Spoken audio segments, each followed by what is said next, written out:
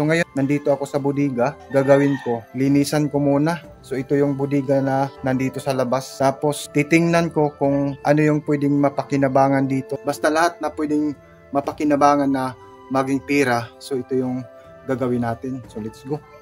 Matapos ko nga sinimulan ang bagong yugto ng buhay kung saan pangangalakal ang pangunahin kong paraan para magkaroon ng konting kita. Pasok lang tayo dito sa loob. So isa pala sa pangunahing gamit namin dito na nakatambak yung gamit namin dati sa bikiri.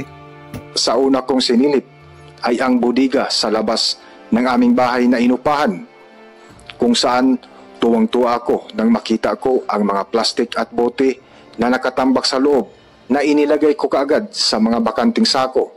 So ngayon, unahin muna natin iligpin yung mga nakakalat dito sa sahig tulad ng mga plastic, bote at saka mga lata at ilagay natin sa sako. Let's go.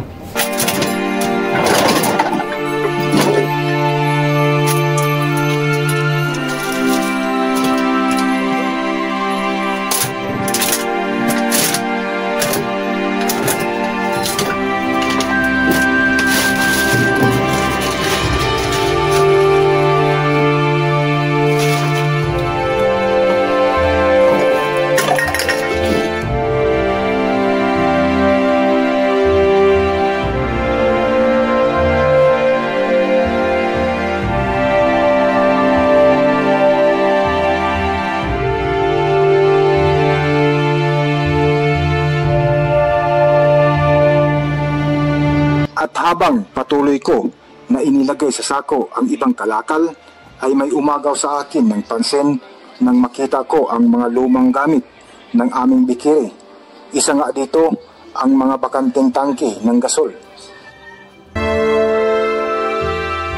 So, ngayon mga kaakibat, nakakolekta tayo ng 4 na malalaking tangke at isang maliit. So gagawin natin ngayon, ilabas lang natin to para malinisan natin.